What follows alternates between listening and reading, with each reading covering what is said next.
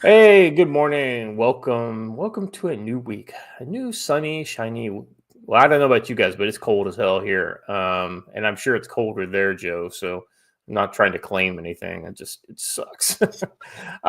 Today we're talking about the trade war. That was the biggest story over the weekend in my book. And we're also talking some overseas action.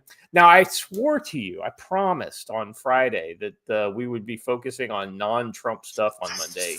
And yet here we are. Mea culpa. I apologize, but I mean you can't ignore when Trump declares war, even if it's just a trade war. Okay. Joe, how you doing? How you doing today, brother? You know what? I don't know that it's colder here than it is there. It's not too bad here today. It's 18, so it's not bad. But It's colder. but It's only in the 20s here. uh, I don't know. It's been a long weekend. We had sick people here all weekend. We have apparently we own a new car. This is how that works. I saw that. I was over here trying to buy a truck. No, we can't buy a truck, but we can buy this. That costs way more than the truck. But anyway, whatever. Uh, Good times. Good times. Ready to get started. Let's go all Trump all the time. Let's make it happen. All right, Joe. Come on now. Watcher, how you doing today, brother? I am doing pretty okay. It'd be my Yeah.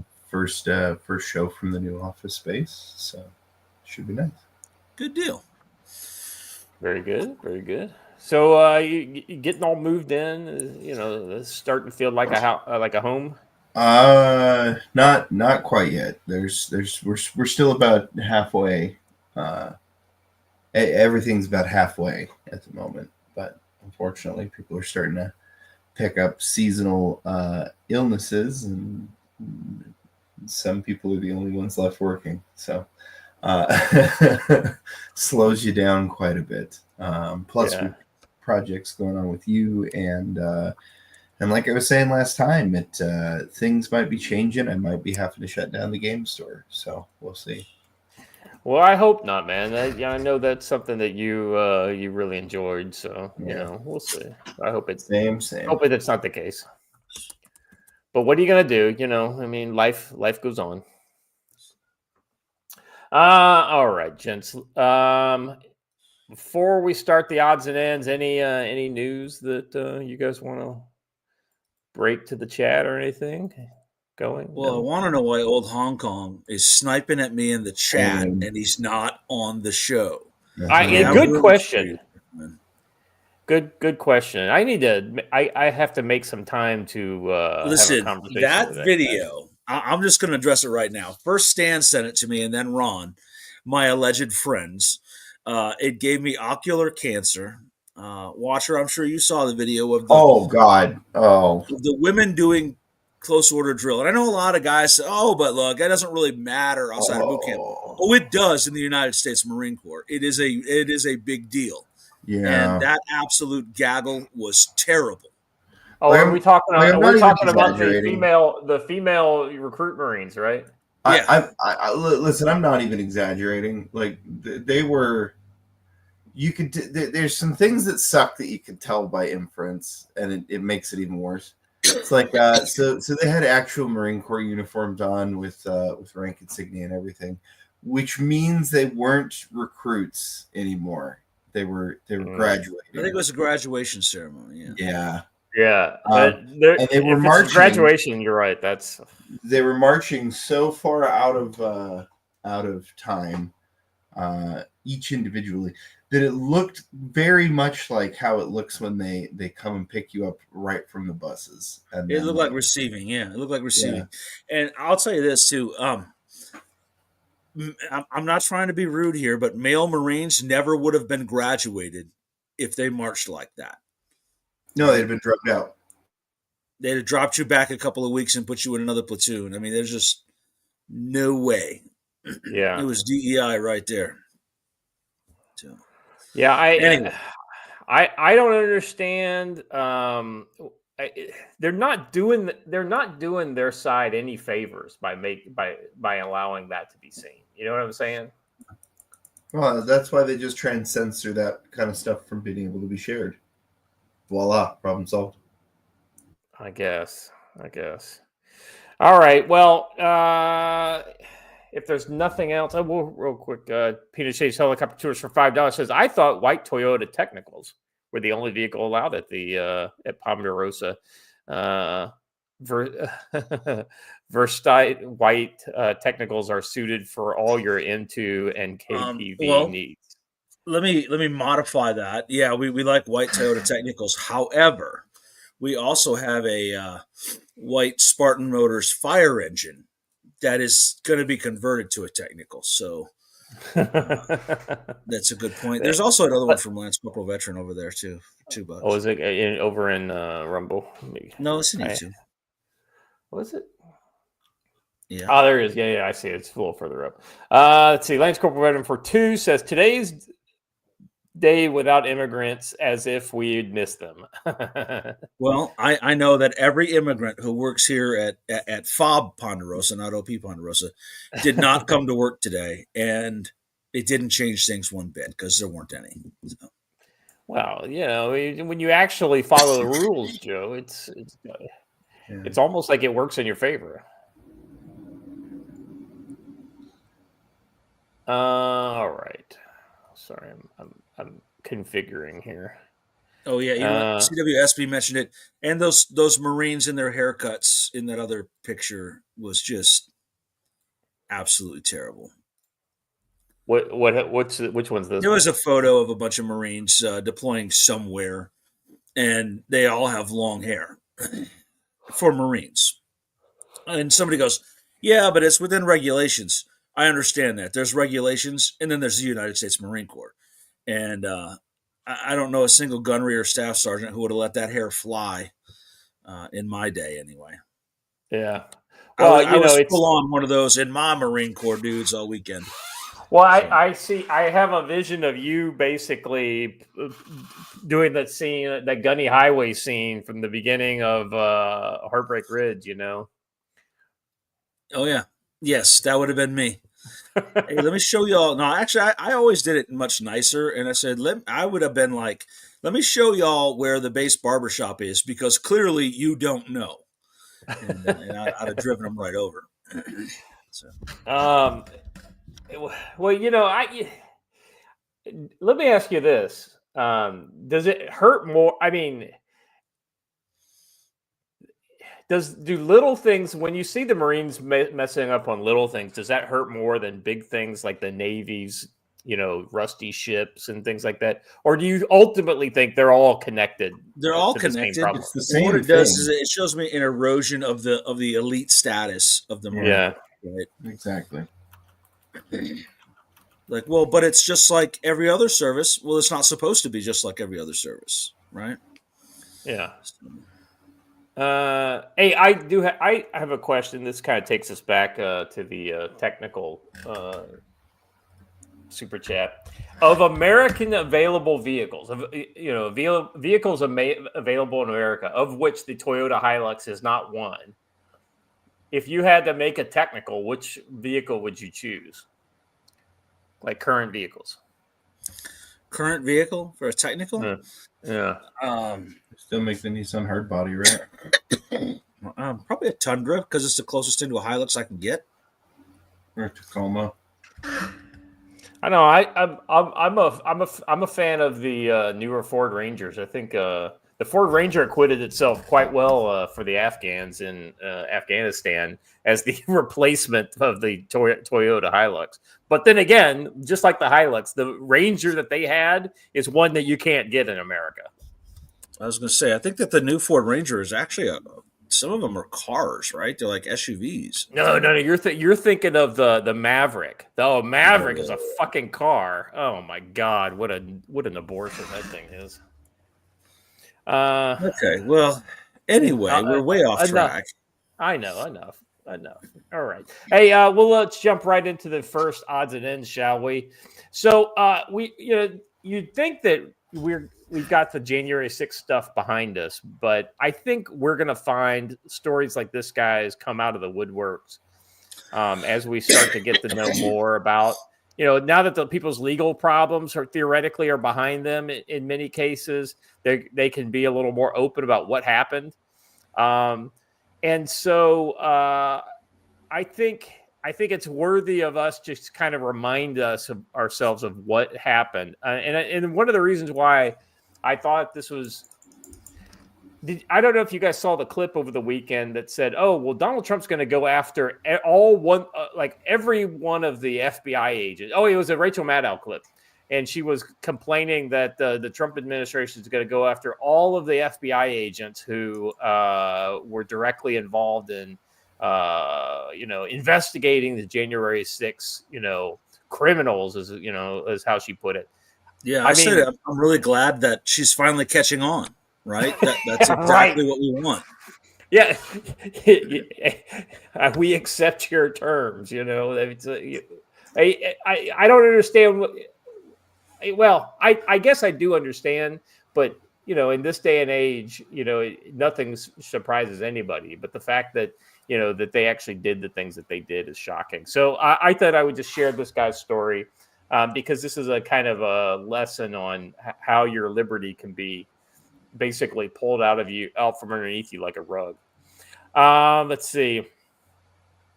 The following is an account by Michael Shane Daugherty, a former SWAT officer who was aggressively pursued by the Biden DOJ for peacefully participating in the January 6th protests. His story was conveyed by journalist Sarah Fields via X, who writes, just when you think his story can't get crazier, it does. His story is one of full-on corruption. And then, of course, we've got her X thing. But let me just kind of read a little bit of this here. My name is Michael Shane Daugherty. This is my January 6th story. I was a police officer with SWAT and sniper certifications, 20-plus years police experience, over 1,000 hours of training. I'm also a master gunsmith with a federal firearms license, and I have a gunsmithing business with over 10 years experience. On January 6th, 2021, I traveled to Washington, D.C. with my wife, Tammy, to watch the Trump rally. As the rally was completing, the president of the United States told the crowd to go to the West Lawn and peacefully protest, which we did. As we arrived to the West Lawn, police officers removed the barricades and waved us onto the West Lawn. I had video of this, but the FBI later raided my home and confiscated this video. I never went into the Capitol building or damaged any property. But I did later observe people causing damage to the Capitol building, so I took a few pictures of these people and then returned to my motel room. We returned home the next morning. January 16th, I was charged with trespassing on the West Lawn. The FBI contacted me around midnight and asked me to turn myself in to the federal marshals at the federal courthouse in Macon at 9 a.m. the next morning. I voluntarily turned myself in. Upon arrival, I was advised by federal marshals, that Pelham police investigator Adam Land, Assistant Chief Rod Williams, and Chief McCormick had turned me in to the FBI after finding out I was in D.C. So that just starts it up, right? I mean, people you probably know very well, just kind of turning you in. It's the absolute Stasiization of the federal law enforcement. I understand you've been out of the country for a couple of years, but this is how all of the cases went. Yeah. Well, no. I'm aware. I'm just saying it's just one of those kind of, it's like we tend to look at these things in a big broad swath because there were thousands of people who were persecuted, but it's always good to just kind of look at one guy. Don's another great example of just how they went after it. I'm sure eventually we'll get a lot of details about Don's case as well. And hopefully he'll be able to tell that story fully. In 2020, I was working as a police officer for Pelham Police Department and also owned a firearms gunsmithing business called Crazy Coon Armory. My business was named after my pet raccoon that was named Rocket, and we always called him Crazy Old Coon. On November 13th, 2020, Pelham police investigator Adam Lamb show up at my home stating that police chief, McCormick, had fired me for having a logo with a picture of a raccoon on it and the words "Crazy Coon Armory," telling me that the logo had the word "coon" on it and made it a racist logo. The police department said that they didn't know that I had an outside business with that name, even though it was on my resume and my application for employment. I'd also been working for several on the Pelham Police Department weapons, including pistols and full auto rifles at the Crazy Coon Armory. Once again, this is just that kind of bad faith kind of, looking for anything, to go after people. Wow, it almost let me make a side comment here. Domestic law enforcement agencies have zero need for full auto rifles. I'm just throwing that out there. Mm-hmm. Anyway. Yeah, I agree with that. All right. The paperwork they asked me to sign stated I was being fired for being a racist. I refused to sign the separation letter. After I was fired without even being given a chance to resign, I decided to expose the Pelham Police Department and its very corrupt chief for several of the crimes that they had committed and were committing, including insurance fraud, illegal gambling, and cover-ups. I was posting this corruption on my Facebook page and the City of Pelham's Facebook page every night, which made the police very angry, and this was the reason for turning me into the FBI so they could silence me. After the marshals read me this affidavit, I was put into a jail cell for several hours before being brought before a federal magistrate. I was placed in handcuffs, leg irons, and belly chains and was advised not to speak. Even though I'm a certified law enforcement officer, have never been arrested or charged with any other crimes in my life, and gotten up before daylight and driven over 100 miles to turn myself in, the judge advised me that I was a flight risk and ordered me to wear an ankle monitor, to be placed under house arrest, placed on pretrial probation, forced to post $25,000 bond, and then was placed on tap for internet restrictions, saying that I couldn't use any computers on the internet. At that time, I was not allowed to make a plea, and I was not allowed to plea until over 18 months later. Now, Joe, it's my understanding this was really common. Like, this is not out of the ordinary as far as the way the feds were treating these people. I mean, this is probably more common among American police departments than you might think. Yeah. Well, which part?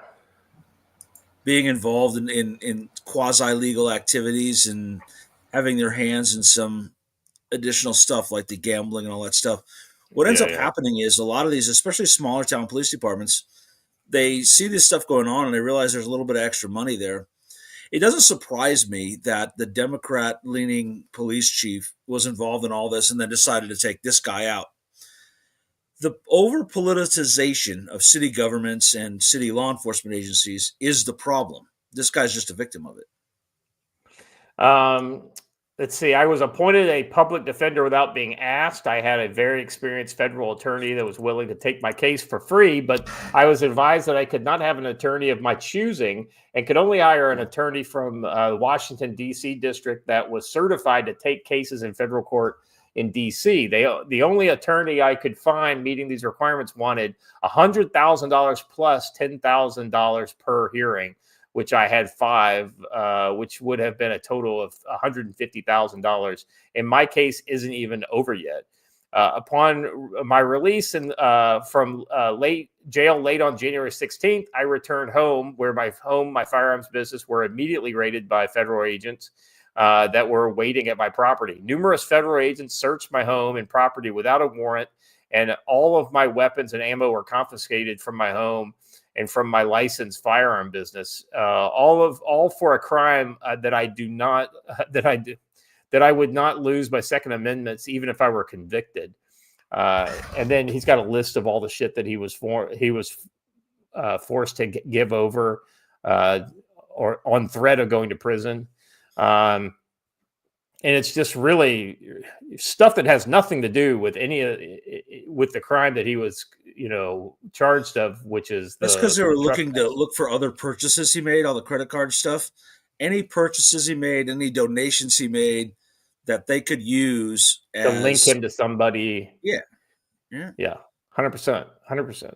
Early the next morning, federal agents confiscated all of my FFL files, including my FFL logbook and 4473 files. Later that day, my home was raided again by federal agents who confiscated my phone and searched all my computers and electronic devices.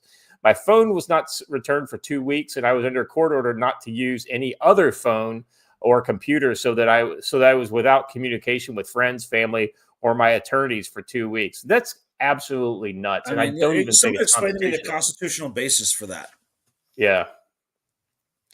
The problem, but the problem is, Joe, and this is that kind of soft tyranny, right? Is that, well, if you don't do it, then we're going to charge you, and then it's going to cost you $150,000 just to defend yourself against the thing that we had no right. It would be found that you were 100% right, but you have to fight it out, and you shouldn't have to. Yeah. If we had judges that were honest, these warrants would not be authorized. So. Right. I was then forced to pay for home phone service and then pay for phone monitoring service and monthly fees for my ankle monitor. That's absolutely abhorrent. 3 weeks later, my home was again raided, and all my electronic devices, including my phone, computer, thumb drives, and hard drives and memory cards, were searched and then confiscated. My desktop computer was confiscated without explanation. The federal agents said they didn't know when my computer would be returned. This computer contained all the files needed to file my taxes that month, all my Social Security files I needed to file my retirement benefits, and all my private correspondence between me and my attorneys. This computer also contained all the software needed to run my business.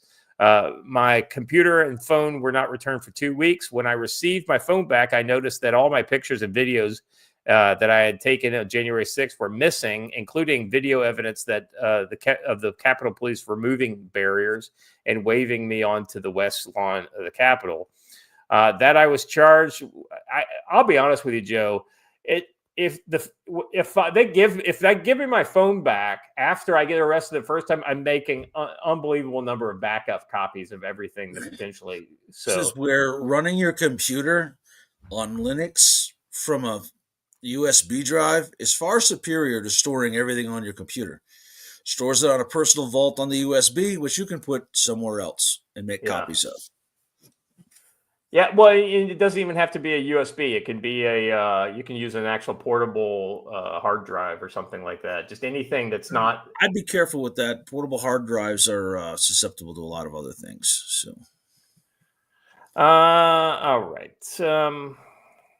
Let's see. I've been on house arrest for almost 2 years for a crime that carries a maximum punishment of less than a year. I have not been allowed to plea in this case. When asked about my Sixth Amendment right of the speedy trial, I was advised by a federal court judge that the Sixth Amendment had been suspended due to COVID-19 and that large numbers of arrests made from the January 6th incident. The Sixth Amendment also gives me the right to a fair trial. Does this mean that I don't have a right to a fair trial either? I'm not sure how a federal court judge can legally suspend one of our Bill of Rights. Well, and that's it. So they can't. And I've been the biggest advocate complaining about this all along. Right. It's something called chargeable days. And what chargeable days are, there's a clock running. The government has a certain amount of time in which to charge you. And what the judges ruled in these cases is that there are 0 chargeable days, even if you've been locked up in the DC jail for 3 years. You don't get the clock running for indictment. You don't get the clock running for your preliminary exam. And more importantly, if you're convicted, none of those days count as time served. You have to start over at 0.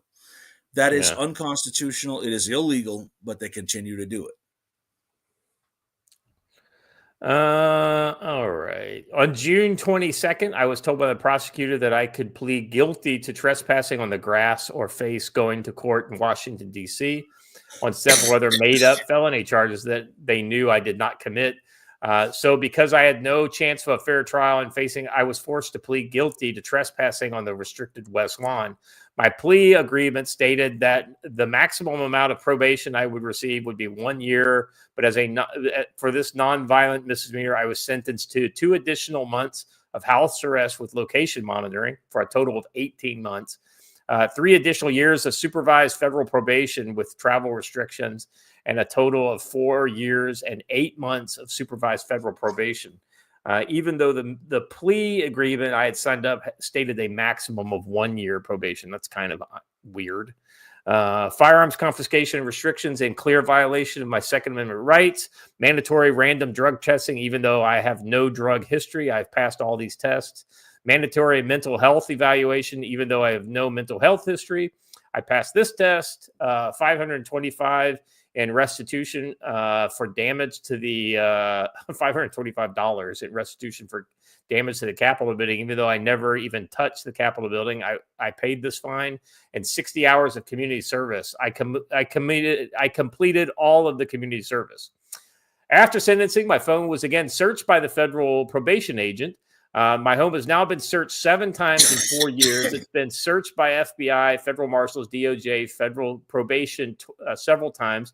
Everyone always comes wearing SWAT vests and heavily armed, even though the only crime I've ever been accused of is illegally walking on the grass. Joe, this is one of those great examples of they're looking for problems that don't exist, right? And you're looking for a reason to charge him with something else. And there's just way more. Let me tell you, they think he is one thing, but he is literally the opposite, and it's like they can't tell the difference. They can't see that he is not some sort of dangerous insurgent. Well, he's got guns. He's a he was a former police officer. Well, he's got to be dangerous, They're that way with all of them, regardless of their occupation. They think that they are in a civil war and that they are winning. And boy, there's another corollary to that I won't say. Yeah.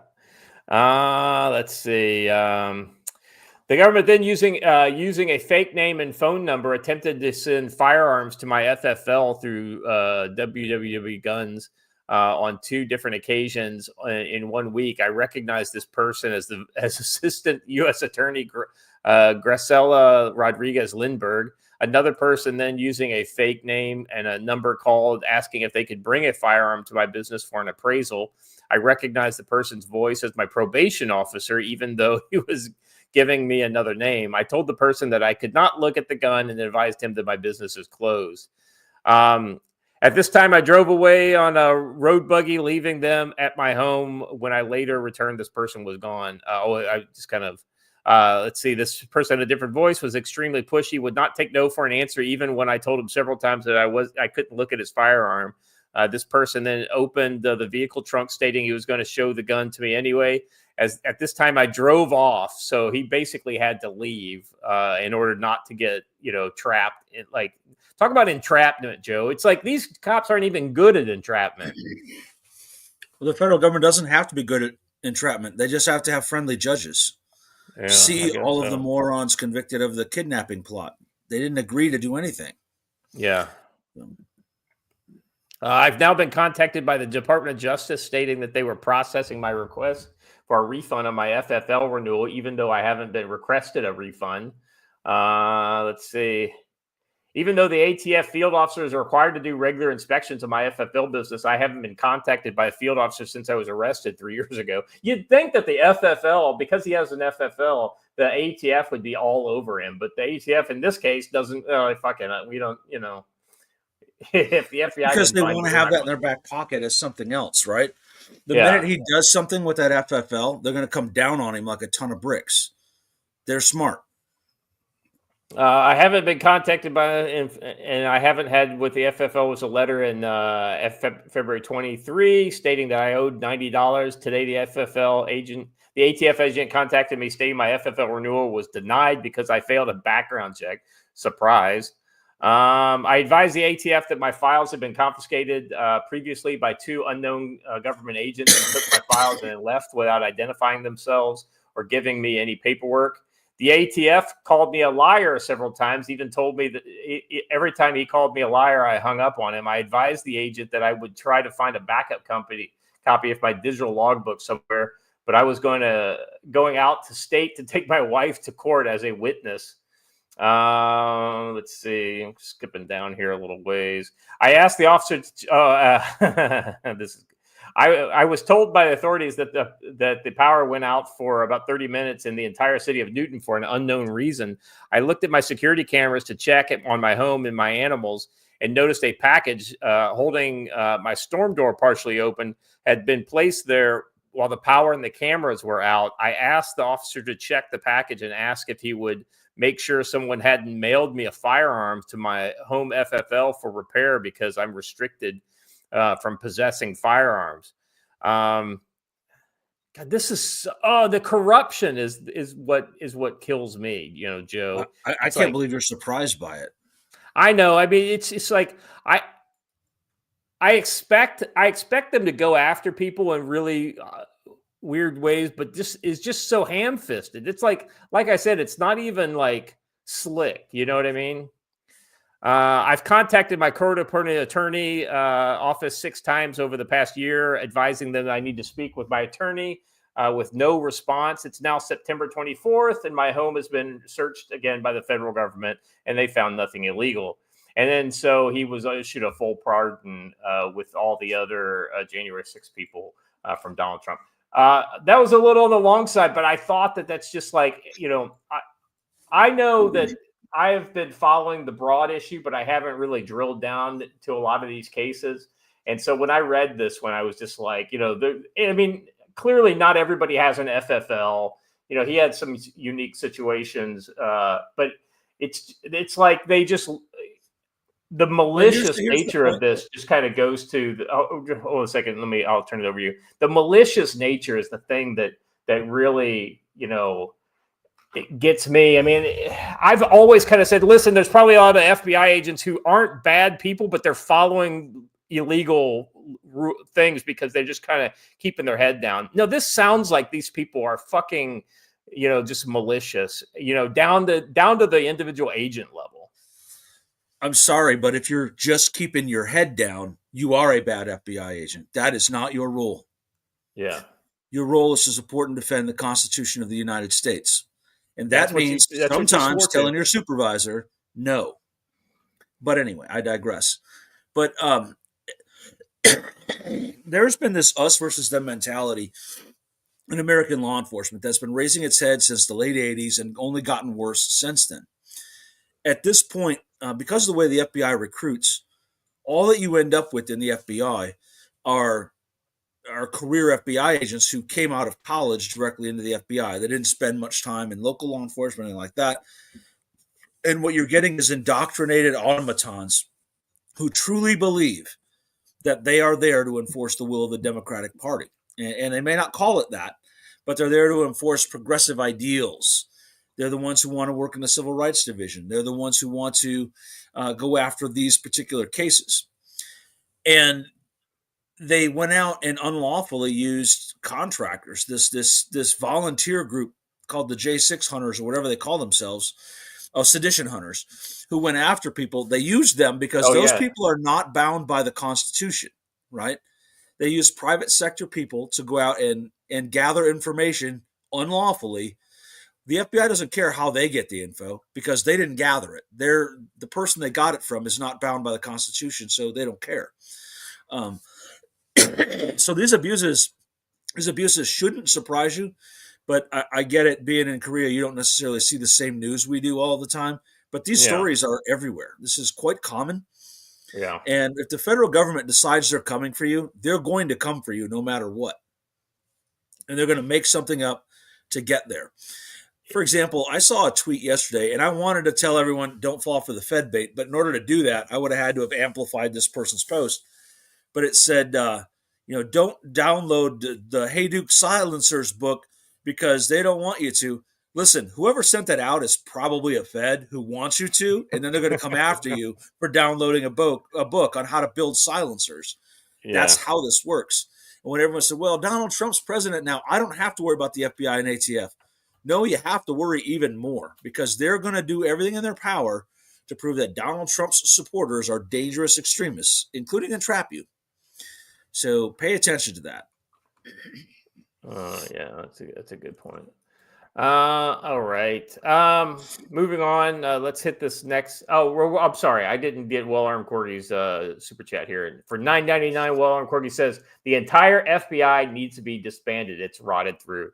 Yeah, if there's any sorting that needs to happen at the FBI, Joe, in my mind, it's sorting people who should just be let go and basically fired from those who need to be prosecuted. That's the kind of sorting that needs to occur at the FBI, and that's about it. And then at the end of the day, you shut the lights off and you say party's over. And then of course you tear the building down and you sow the soil with salt so that nothing can ever rebuild there ever again. So. From that bad news to good news, or I'd say this is good news, especially if you're a holder of goldbacks, which Joe, I know you're a fan of. Yeah. Let me see what those gold are hits today. new record high. Dear Jerome Powell, is everything under control? Gold does not believe the Fed has things under control, and neither do I. Let's see. Gold hits record high on safe haven demand amidst tariff threats. Gold prices rose to hit a lifetime high on Thursday, sparked by safe haven demand due to U.S. tariff threats. So when I bought my goldbacks, they were $3.83 per one goldback. It's now $5.74. Pretty darn good investment. That's done well for you, my friend. We are seeing keener uncertainty and anxiety about the Trump administration's new policy on trade and foreign policy. Fresh technical buying coming in as prices are trending higher now in both gold and silver.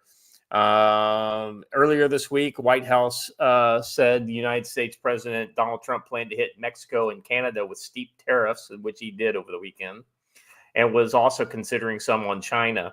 The U.S. gold market has been trading at a premium since the recent presidential election. The London bullion market has said on Thursday that adding the association has been closely liaising with the CME Group and U.S. authorities to monitor this trend. Gold versus the dollar. At the beginning of 2021, the U.S. dollar index was 89. The U.S. dollar index is now 108. The price of gold advanced from 1962 to nearly 2,900, and it's now about 2,850. Yet people still believe moves on the dollar determine moves on the price of gold. I suggest the price of gold moves in accordance with long-term inflation and the faith in the Fed. And I tend to agree with this. I think when gold goes up, it's people are just not feeling what's going on with American monetary policy. The question is Trump going to be able to do anything? And I think the answer is, who knows?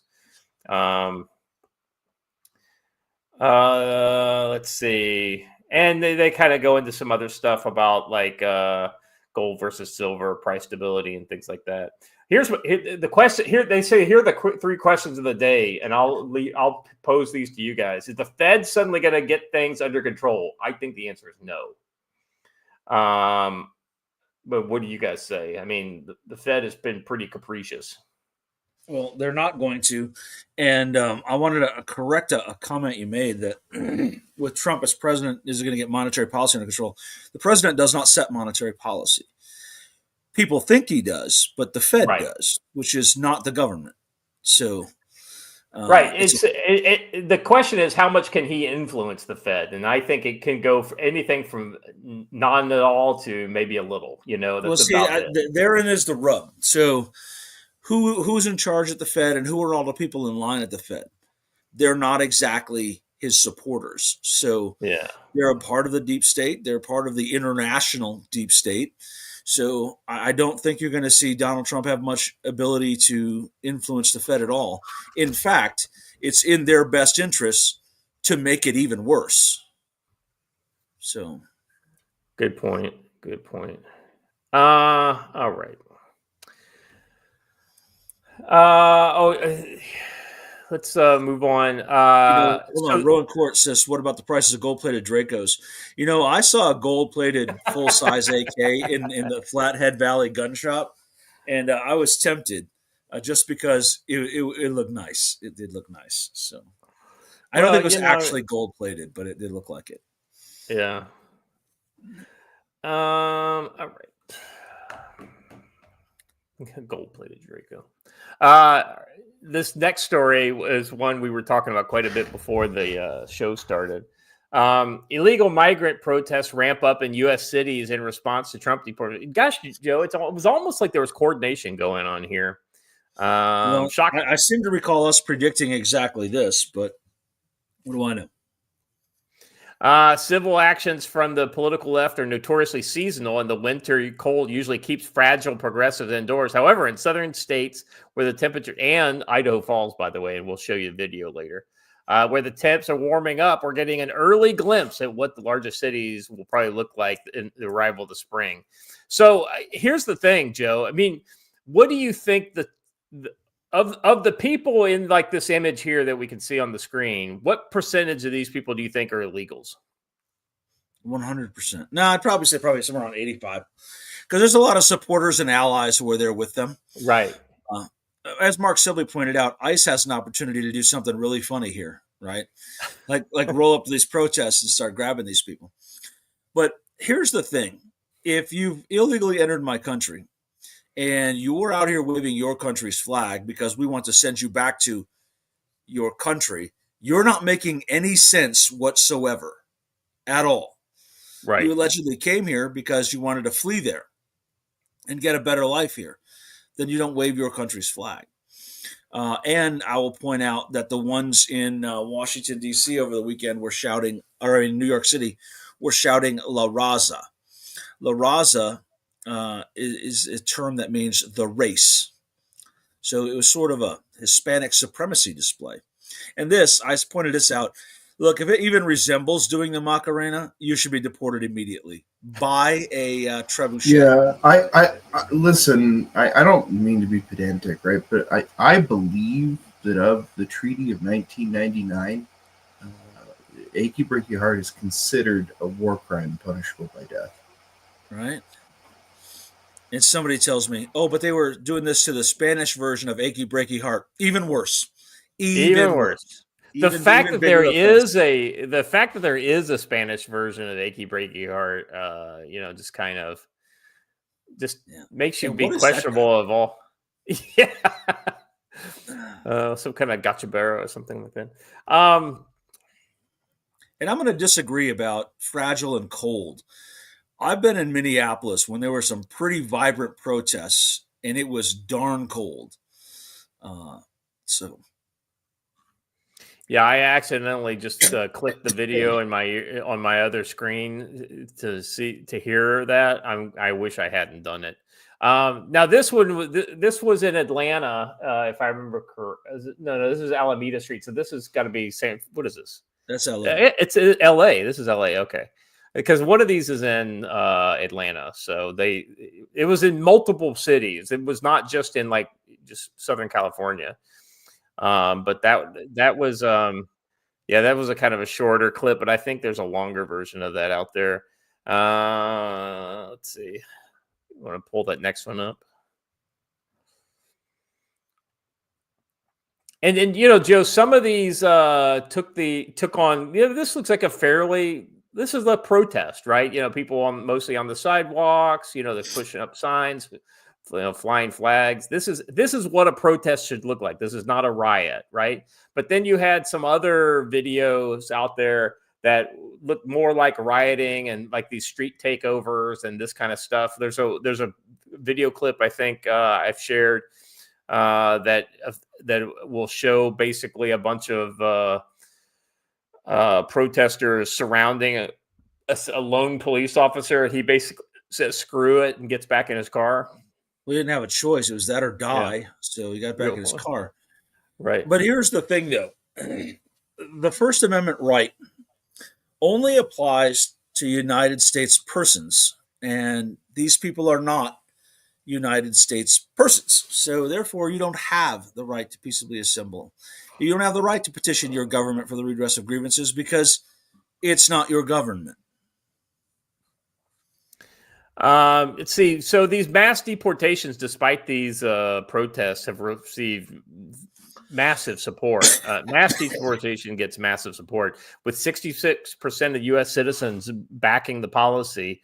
Current projections indicate 16 million to 20 million illegals currently reside in the U.S., with up to 10 million entering the country You know, in the somebody past 4 just years handed alone. him that cross to try and score points, right? Right, exactly right. I mean, this is all about they're trying to inflect soft power, right? Like, we sympathize with us, you crazy liberals who are not out here protesting with us. Don't you white people feel bad? That's essentially what the message is. I saw All one right, over the weekend that had a guy working in a farm, and he's got all of his farm work gear on. And he goes, "It's making us afraid to come to work, so I think I'm just going to go back home." Congratulations, you're getting the point. right. Yes. Don't bite the hands that feed. I mean, it's no human being is illegal. These are very interesting that you see the same things repeated over and over again. It's almost like somebody made these signs for them and then handed them out to them. I mean, shocked. I say that some kind of organization would be. I see. That's what I find interesting. Is not so much. I'm not worried about like a group of people who are protesting, right? Because most of these people will end up leaving the U.S. of their own volition because it's just not worth it, right? What I'm worried about are the people behind the protests that have got the money to spend to organize these types of things. So. All right, watcher. There are videos below this one, below this story, not this, like below on the show notes. So the first one's Atlanta, Georgia. Man, someone just sent me a picture of a gold-plated HP, and it's nice. Anyway, I digress. Carry on. This is the achy breaky heart one. No, let's see.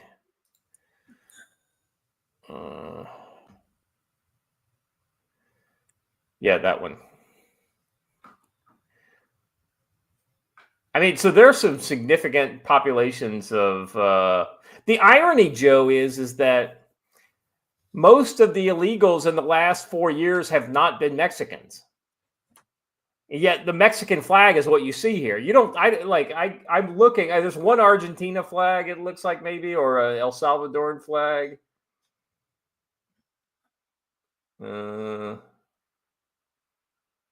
There's one. I mean, so the vast majority. So these are like mostly probably Mexicans who have been in the America for many years. If they're illegal, they may be legal. Who knows? But they're probably not. The free money is over.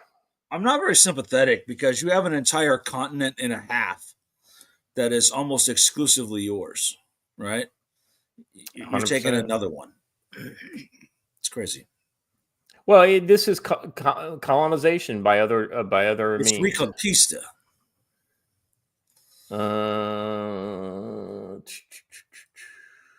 Let's see. Yeah, here's that police officer who gets surrounded. Yeah.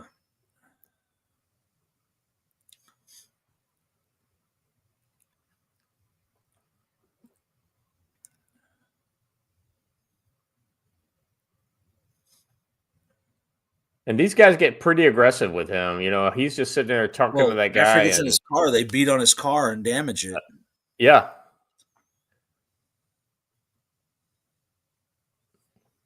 I mean, he's being totally calm. He's not like he's pulling a gun out or anything. He's being about as reasonable as a cop in this. I was going to say he's being about as reasonable as a cop can be in a situation like this. That right there is very symbolic. That is your police surrendering to these guys. Yeah. And then we've got Idaho. So it's not just the South. Oh no, Idaho Falls, right down the road from certain From people we know. know. We leave it at that.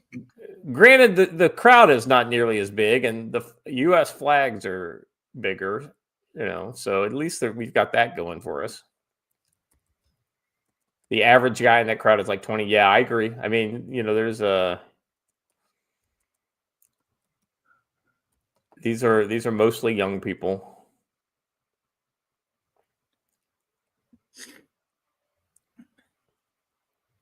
Here's the thing, though. The people with the American flags would probably be the ones to get charged in this. Oh, yeah. 100%. When you have a mob confronting one guy, the police just come in and arrest the one guy. It's just easier, right? Take him away, and then the mob just keeps on moving. They don't care that they're going to violate his civil rights. And by the way, because it's only one guy, they'll go ahead and prosecute him. Whereas they arrest a big group of protesters, they just end up releasing them all. I saw that. I tweeted about that actually. This earlier today at my time. Peter Schick's helicopter tour says for $2. Gideon K9 update on Trump cutting off South Africa win. Yeah, so I guess that was one of the things that came out on Sunday. Was that Trump was going to be cutting off all of the foreign aid to Clay handled it best. Clay said, "Oh my God, Donald Trump just declared that we're all Rhodesians now. Honey, where are my enlistment papers?" It was pretty good. Nice. Gideon actually we should get an update from Gideon about all the hate he got for his very simple comment when he said, "Look, I bought this house and this land, and I'm not going to give it to you." Yeah, and he got called a racist and hate mail sent and all kinds of stuff just for simply saying, "Hey man, this is my house. I bought it." So Canon Hotep, if you're not subscribed to old Canon Hotep, check him out. Well, Canon, you have to subscribe to him on Rumble because I think he got kicked off of YouTube again. Did he get kicked off? That's fucking so stupid. I'm not sure, but I think so. All right. And with the final one here, we've got they got some celebrity news related to this protests. You're just joining us. It was just reported that famous celebrity cartoon actor Speedy Gonzalez was arrested early this morning by U.S. immigration officers after they reportedly received a tip by an anonymous informant. Speedy Gonzalez, a Mexican national, was apprehended as he exited a cheese factory in El Paso that has a long history of hiring undocumented workers. The mouse's temporary work visa had apparently expired, causing him to seek work outside the entertainment industry in an effort to support an alleged cheese habit. You're just joining us. That's sad. I mean, Speedy was one of my favorites, and to see how far he's fallen, it's you hate to see it, Joe. But then again, I mean, when your culture is against you, what are you gonna do? What are you gonna do? I guess what you're gonna do is you're gonna go check out tactical-wisdom.com. Joe, what's going on with with you this fine morning? Nothing. I'm struggling because people are buying enough books. No, do what you want. I really don't have an update for tactical-wisdom.com other than we are over 3/4 of the way done with book 6. Spent a lot of time this weekend on that, but that's the kind of thing people love to hear. I mean, you're not making any promises, but they just know it's in the churn. We'll see. All right. So let's talk about this trade war.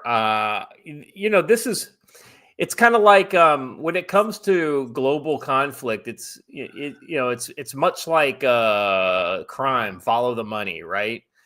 One of the things I wanted to talk about, but I just basically axed it completely, was the whole USAID thing. Talk about following the money, right? I mean, that was just nothing but bloat and corruption, right there. Several billions of dollars have already been eliminated through, Doge's attack on USAID. And it sounds like Trump is basically going to get rid of USAID, which can't happen soon enough. All right, let's jump into this trade war. Trade wars begin. Trump slaps tariffs on Canada, Mexico, and China, triggers immediate retaliation. Just hours after Trump unveiled double-digit tariffs on the three largest U.S. trading partners, Canada and Mexico announced their own plans for retaliatory tariffs on the U.S. Outgoing Canadian Prime Minister Justin Trudeau late on Saturday that said that Canada will be responding by placing 25% counter tariffs on 155 billion worth of U.S. made products with items including beer, wine, bourbon. Oh no, they're not going to be able to get their sweet Kentucky bourbon, or they'll have to pay more for it. Fruits, vegetables, clothes, perfume, household appliances, plastic, lumber. God, Joe, I don't know what we're going to do. What are we going to do? First of all, bourbon doesn't come from Canada. I'm just going to throw that out there. No. These are U.S. These are Trudeau putting a 25% retaliatory on Okay, U.S. more products. for us. Sweet. Right, exactly. And nobody likes Canada Mist anyway. I mean, come on, Canadian whiskey. That's that's the. I mean, I like a little bit of Crown Royal every now and then, but that's about it. I've never been a big Crown Royal fan. I mean, it's just there's nothing. It's not that I'm saying there's anything wrong with it. It's just it's never been my deal, or at least for now they haven't gone ape with the previous suggested 100% tariffs on Teslas. Meanwhile, Mexico's President Claudia Sheinbaum, oh Joe, so much is coming out about her. I think we're going to be able to do a Mexico segment later in the week because man, she is just not. She's not making the mark. That'd be great because that would be a future conflict thing. Well, absolutely. I think Mexico, especially with some of the stuff that came out over the weekend, Mexico is turning into are most likely to get invaded by U.S. special operators. Mexico's President Claudia Sheinbaum said that she also instructed the economy minister to kick off a response plan that includes retaliatory tariffs against the levies. But since Trump orders also included retaliatory clauses that would increase U.S. tariffs if countries responded in kind, that means that we are now locked in a tit-for-tat escalating prisoner's dilemma, one where it progressively gets worse before it gets much worse. The new measures will be on top of existing trade levies on those countries. And just like that, the Trump trade wars have officially restarted. As previously previewed yesterday, President Trump released the 10% on, the 25% on Canada and Mexico and 10 on China. And there's him signing, signing the order there at the desk. Yeah, there you go.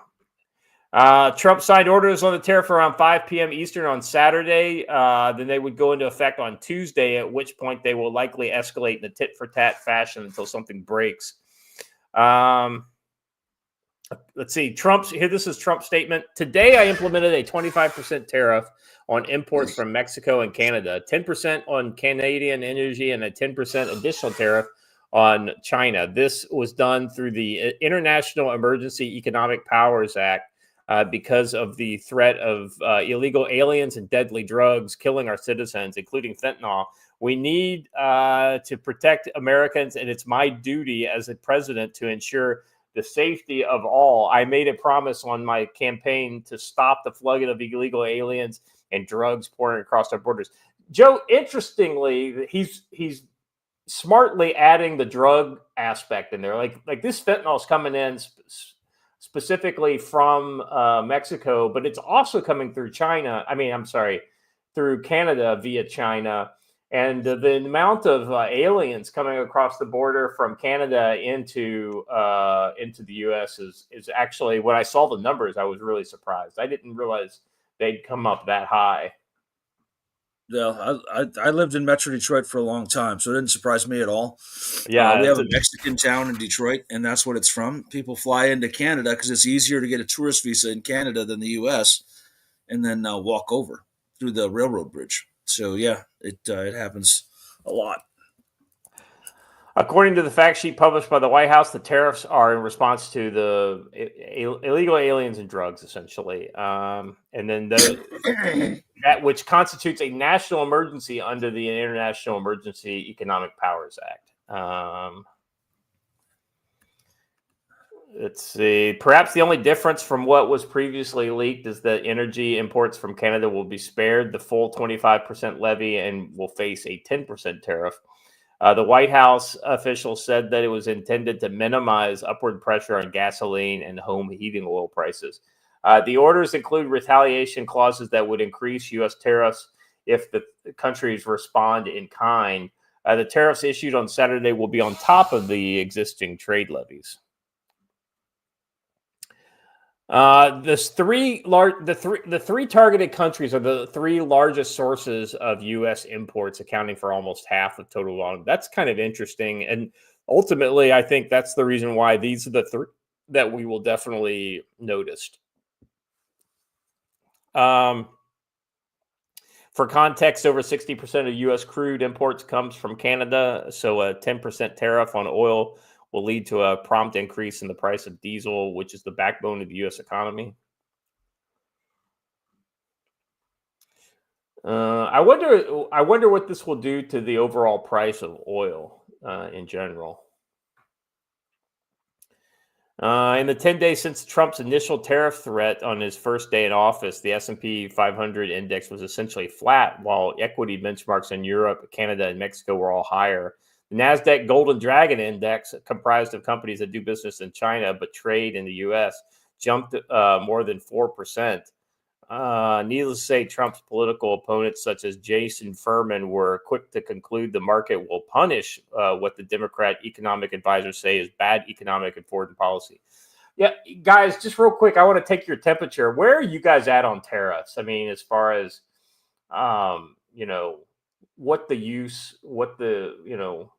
Watcher, what's your kind of take on tariffs? I don't really have one. I haven't dug into it. I don't care. I'm excited about him potentially getting rid of income tax in lieu of tariffs and what was the other thing that they said, a consumption tax. But apart from that, I don't really have any opinion on it. Yeah, I mean, my kind of take is one that is, I don't think they're the end all be all, but who knows, Joe? Well, tariffs have been a tool of international diplomacy for hundreds of years. I've been saying this for like 4 weeks, and we only recently, when we started with this global world government, only recently did we stop doing them. I think it's important for people to understand that Canada has always had tariffs on U.S. goods. Cars are 25%. Whiskey is somewhere in the neighborhood of 30, 35%. They've always had tariffs on us. So I don't understand why all of a sudden we're the bad guy for imposing tariffs on them. Well, so it was pointed out rather well, I thought, in a speech when he signed this. I think that basically we're bringing our levies up to match the levies that are placed against our own goods that go into these countries. Now, in the case of Mexico and Canada specifically, I don't know that that's the case, but I wouldn't be surprised if it is. Essentially, we are the kind of laughing joke of trade when it comes to what we pay versus what all the other countries pay. Well, let's talk about President Jack Ryan. If you recall, not the Bear and the Dragon, executive orders, I think it was. He signed a reciprocal tariffs act that said that whatever your country's tariffs are on U.S. goods, those are our tariffs on your goods. And it kind of illustrates exactly where we are today. All these countries charge tariffs on us and are all of a sudden talking about how evil we are for imposing tariffs on them. Look at Chinese tariffs on U.S. goods. It's why we don't sell things there, right? It's crazy. Yeah. No, I think you're exactly right. Actually, I want to get your take on this one, Joe. Peter C's Helicopters for 2 hours says, for the geographically challenged, can you go over real quick how the northern border differs in terrain, et cetera, from the southern, Joe? Yeah, so the vast majority of the northern tier It's literally just a barbed wire fence in the woods. There's no cities, no deserts. There's the little bit of mountains in one or two areas, but for the vast majority of it, it's open woods and open plains where there's one farmer's field butted up against the other. One field is in Canada, one field is in the U.S. It's way easier to cross the northern border than it is to cross the southern border. You just have to get there first. The vast majority of it is just wide open space. Yeah, good call. And then the vast majority of it has no people. So there's Well, and seriously, if you stand, I know that a couple of the guys in the chat can attest to this. If you stand on the Riverwalk in Detroit and you can see into Canada, watch the number of boats that leave a Canadian pier, kind of fish a little bit, and then land at a U.S. one, and then go back. I mean, there's a Coast Guard boat that goes up and down there, and a Border Patrol boat or two, but the odds of them catching you are pretty slim. Yeah. Especially if you look like you're Canadian, right? If you look like you're Canadian, yeah. All right. Let's move on to the next one here. So Mexico vows retaliation to Trump tariffs without detailing targets. We're going to get you, but we're not going to tell you how because we don't know because we're screwed, essentially. Mexican President Claudia Sheinbaum on Saturday ordered retaliatory tariffs in response to the U.S. decision to slap 25% tariffs on all goods coming from Mexico as a trade war broke out between the two neighbors. The lengthy post on X I tell you what, Joe, Canada is a little different because Canada actually has a lot of stuff that we need, right? But Mexico has got we'll see in a second, but doesn't have a whole lot that we really, really need that we can't get somewhere else. I don't know what fucking Sheinbaum's thinking. And if Trump decides to go after the fucking remittances and says, hey, we're going to put a 50% duty on remittances leaving the United States, he doesn't even have to target Mexico. He could just say for the entire world. So it would actually sink their economy. And I had a lot of people 100%. argue, and they say, no, the drug smuggling and human smuggling money supports their economy. No, that money does not get spent in Mexico, and it never enters the Mexican financial system. Mexico's financial system is supported 100% by remittances. Maybe not 100%, but I would say probably 75% by remittances from the U.S. or other countries where their people send the money back to Mexico. That's the money that gets spent inside Mexico. Excuse me. All right. Sheinbaum said, I've instructed my economy minister to implement Plan B we've been working on, which includes tariffs and non-tariff measures in defense of Mexico's interests. For 2 decades, the two neighbors have seen cross-border trade grow, including from a highly integrated auto industry. Mexico has prepared possible retaliatory tariffs on imports from the U.S. ranging from 5 to 20% on pork, cheese, fresh produce, manufactured steel, and aluminum. According to sources familiar with the matter, the auto industry would be initially exempt. The economy minister said on X that Trump's tariffs were a flagrant violation of the U.S.-Mexico-Canada agreement. And Plan B is underway. We will win, what he says. The U.S. exports to Mexico accounted for more than $322 billion in 2023, while the U.S. imported more than $475 billion worth of Mexican products. Almost a third of Mexican gross domestic product depends directly on exports from the United States. The universal tariff at 25%, this is estimated that exports could fall around 12%. With this, Mexico's GDP would fall by 4%. God, that would absolutely tank the Mexican government if they took a 4% hit in GDP. You got to be kidding me.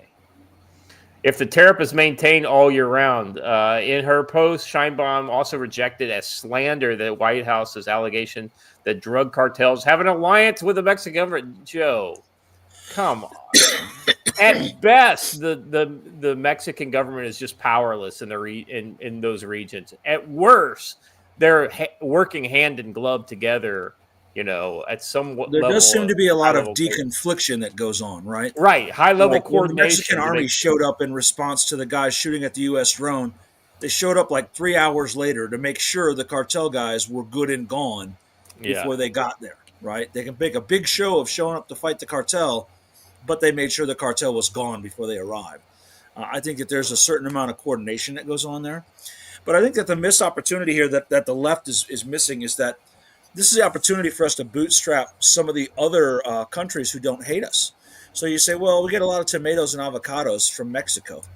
Okay, well, they also grow those in Argentina and Brazil and a few other places. So we can go to places where we don't have tariffs and get these products from. So, yeah, I mean, some countries are going to decide some countries will play ball because they're afraid. Other countries will see an opportunity to grow their trade with the U.S. and will basically jump in with both feet to grab the. Well, I'm waiting to see an official Panamanian statement, but Panama sure jumped into line pretty darn quickly. Yeah, they said that. This is not part of this, but Rubio goes down there, and the Panamanian president basically says, "Yep, we'll get rid of those Chinese lap dogs, and we'll blah blah blah." I can't remember the whole detail, but it was pretty. Well, Panama, ever since our invasion in 1989, has not maintained a standing army. They have a national police force and a small navy, but no actual ground army. So it's kind of easy to twist that arm. Yeah. All right. The PDF, just for the record, was not what I would call an army either. So they're really good at bullying civilians. They weren't so good at fighting a modern army.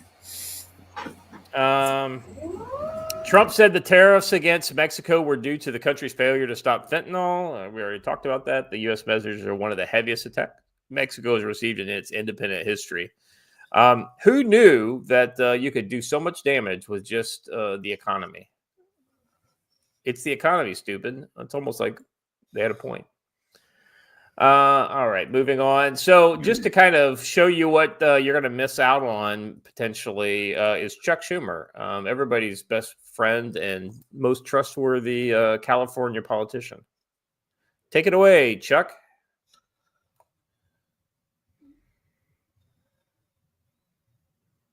Let's just take Super Bowl Sunday, okay? It's going to affect beer, okay? Most of it we're going to hear comes from Mexico. It's going to affect your guac, because what is guacamole made of? Avocados, both from Mexico. Oh, my God. So that's what they think the average American is, right? Dude who sits around eating nachos and drinking Corona. Yeah. First of all, I don't drink Mexican Bud Light, so I don't care about the price of Corona. So. Oh, that's right. You're from New York. Thank you. That was pure, whole, unadulterated cringe. Yeah, thank you. That was probably the most cringe a politician has ever been. But I don't know. Maybe not ever, but it's definitely the cringiest thing I've seen this year.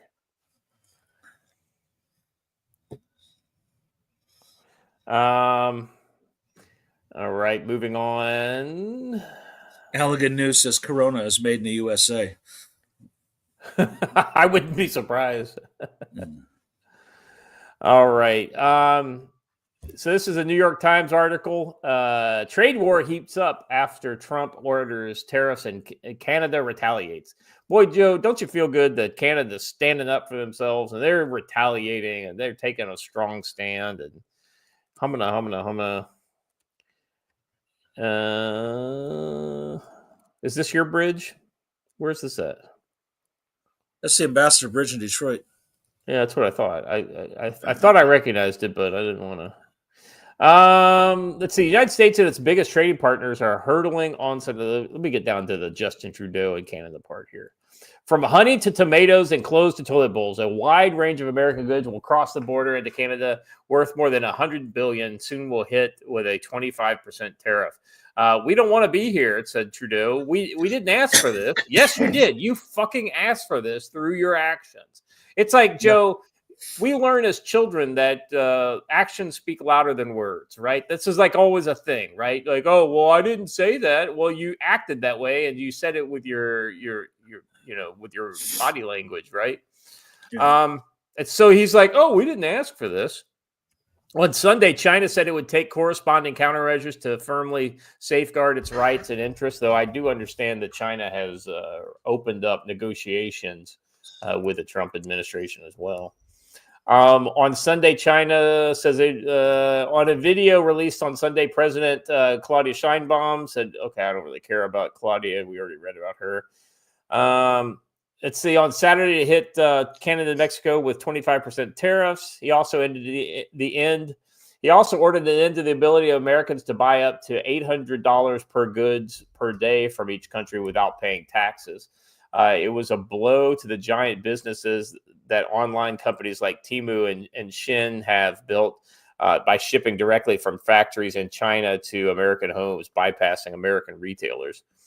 If you want to know somebody that gets 100% tariff in my book, it'd be fucking Temu and Wish.com and all that shit. Yeah.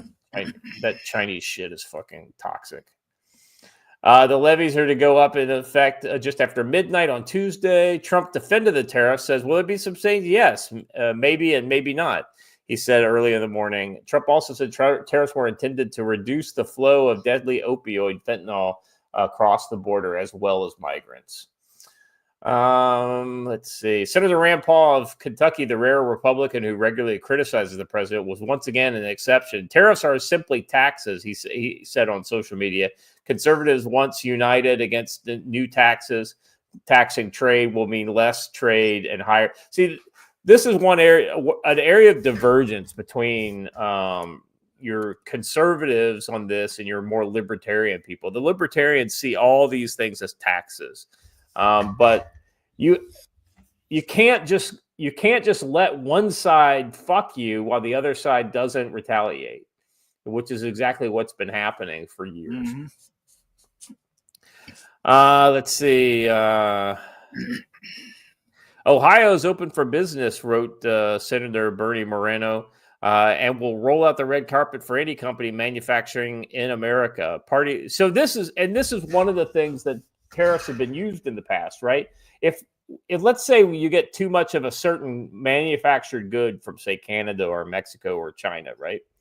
And you want to say, hey, we need to make this good in America. Well, we can't compete for whatever reason on this good. Like the American versions are 10% more expensive. Okay, well then we'll put a 25% tariff on this widget coming into the U.S., and that will help protect American production and then build American leadership. Now, this was used in the past, so specifically before World War II and after World War II, to build certain sectors of the American economy. Something like this may be helpful in some of the schemes, like if you wanted to improve strategic production of things like steel and whatnot. But ultimately, that smacks to me of subsidies in a way. But I don't know. I don't have a problem with subsidies. What's that? Protectionism is not subsidies. Protectionism should actually be your responsibility. We should be promoting American businesses first. Essentially, what happens is, a subsidy gets put into like a country puts money into the product in order to lower the price in America, make it more competitive, and then American products can't. All a tariff does is it erases the subsidies being put into these products by the originating country, whether it's Canada, Mexico, or China. So it's that fair. It's that raising the bar to be more fair, right? I would point out, though, that if you were on the fence about a night vision or a thermals purchase, you should do it this week. Yeah. Arctic boy for $10 Canadian. Sorry, brother. That's gonna cost you $12.50 in the near it's future. now like 62 cents or $6.20 instead of $6.50. So. Well, I'll just add a flat 25% increase on super chats from Canadian. It's got to be $12.50 or better. Canada. Yeah. So if you're from Canada, it's got to be $12.50 or higher now. Let's see. He says the tariffs are a huge win for Trudeau, unfortunately galvanizing class cities like Toronto, 53 seats behind him, and mainly places like Alberta. Trust me, I think in the long run, this will not be a win for him. Not for nothing, but in this house, we pay very close attention to Alberta politics. So, all right. Let's see. So here's the thing about American Made and Night Vision, because there's some guys who've castigated me and Matt for pushing some of the stuff he does. Those American Made Night Vision things, when you read it, it says 5% of products are foreign sourced. Well, that 5% is the part that makes it work. It's the sensor, and it comes from China. So they can say it's American made all they want. Without the Chinese sensor, they don't have a product. And guess what? They now don't have Chinese sensors. So I hope he didn't give that guy money, because you're probably not getting any night vision. So, yeah. All right, moving on. So there have been a lot of kind of clear voices on this, and I just wanted to show this image and read Sadie's. And then there's a video that goes with this. It's literally if you open the tweet, literally the video the next tweet underneath it is the video to play. Okay, there you go. So you're talking about Canadian pipelines and Canadian oil and stuff like that. Let's go back up and show the first part, and then we'll get to this guy. Now, that map. So she says, when Canada talks about cutting off oil to America, let me break this down for you. Below is a map of the pipelines that carry energy for Canada. As you can see, many come into America, but you only need to pay attention to is the Energy East line. That was supposed to be built, but Canada's leftist canceled it because of the climate issues. As you can see, the only way for western part of Canada to get oil to the eastern part of Canada is to send it through America. Trump knows exactly what he's doing. So right. The idea is they basically have to send it through America. So Canadians are going to be raising their own, their own price by bringing it through America. So let's listen to this dude with this incredibly base dude with the walrus mustache. How this goes. Fun fact, spent 4 years in the North Dakota oil fields. First year was as a flowback operator. The next 3 years was as a lease operator, or a pumper, as it were. Yep, 4 years of oil field work in the great state of North Dakota. Oofta. So does the United States purchase a lot of Canadian oil exports? Survey says yes. We actually purchase 97% of the oil that you guys export. And that 97% of oil exports from Canada that we purchase in the United States, that accounts for 81% of your guys' entire oil production. Now, for some reason, you got it in your head that we desperately need to purchase this oil from you. Our oil and energy sector is going to die without Canadian exports. No, it's not. There's a very specific reason we purchase so much. It's because you guys sell that oil to us at a discount. Why would Canada sell so much oil at a discount? Well, simply put, it's because about 75% of your guys' total oil production is sour-heavy crude. Oh, well, why doesn't Canada just refine their oil, eh? It's because you guys can't. Your refineries can't handle sour crude. And you guys don't even have the money to maintain or build the infrastructure that it would take to transport this oil across your own country. And that's if you were able to refine it in the first place. So the reason why we get to purchase the lion's share of your oil production at a highly discounted rate is because it's raw fucking oil. And sour oil, packed full of H2S gas, which is the second most lethal gas on the planet, right next to what happens when you burn it. So because it's so heavily discounted, we actually save money by purchasing your exported oil versus just refining our own oil coming out of the Bakken Shale, which accounts for 61% of our oil production, which is sour heavy crude as well. Now factor in that crude oil accounts for 16% of anything that Canada exports, and we buy 97% of that. Who's going to be hurting more economically if we just stop buying that raw oil from you and deal with refining our own shit? Crude oil by itself is a $124 billion a year industry in Canada, by the way. Just selling raw oil down the Keystone pipeline to American refineries. $124 billion. Canada, you guys do not have the leverage that you think you do economically. And quite frankly, the United States is tired of playing nice and letting you bend us over the table and going in with no lube economically. So I'll say it again for the people in the back. If you guys just stopped ripping us off, you wouldn't be looking down the barrel of a 25% tariff. Well, the other piece of that, too, is that a lot of the oil trade between our countries isn't actually done monetarily. A lot of it is done in a trade of the heavy crude for light sweet crude, right? Yeah. Because one can be used for some things and can't be used for other, and vice versa. So that's also how a lot of Russian oil ends up here. It gets traded as opposed to bought. Yeah. Yeah. So. All right.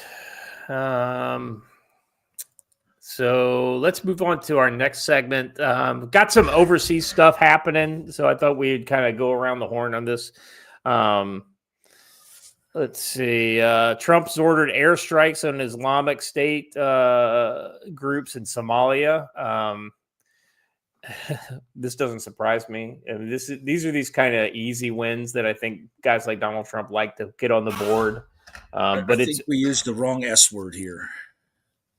Should have gone somewhere a little bit farther north, but hey, what do I know? Syria. Yes. Yeah. Trump says I've got the answer to that. Actually, that's my last story here, Joe. If you want to read it a little bit on that one to get a sneak peek, talk about the ultimate con job. Anyway, back to this one. Trump says he ordered. Let's see.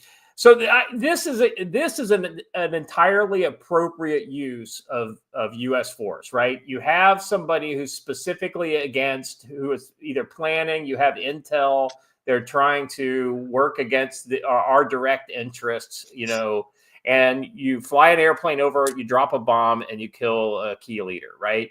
Now, does that stop them? No. It's whack-a-mole, right? But ultimately, no American is hurt in this, right? From direct contact with the enemy. This is the kind of thing that if you had done this early on with the Houthis, we wouldn't have the fucking Yemen problem that we have nowadays. Now, Iran is also part of that piece too, but ultimately, having gotten sand in my boots in this particular chunk of the world, there's not a grid square in Somalia that you can't drop a bomb and kill an extremist. Right. I'm just Boko Haram, ISIS, Al Qaeda, they're all in there. Al-Shabaab, there's plenty of folks that need smoke in there, not to mention just random pirates, right? So, which are not as random as you think. There's actually quite a network involved there. So.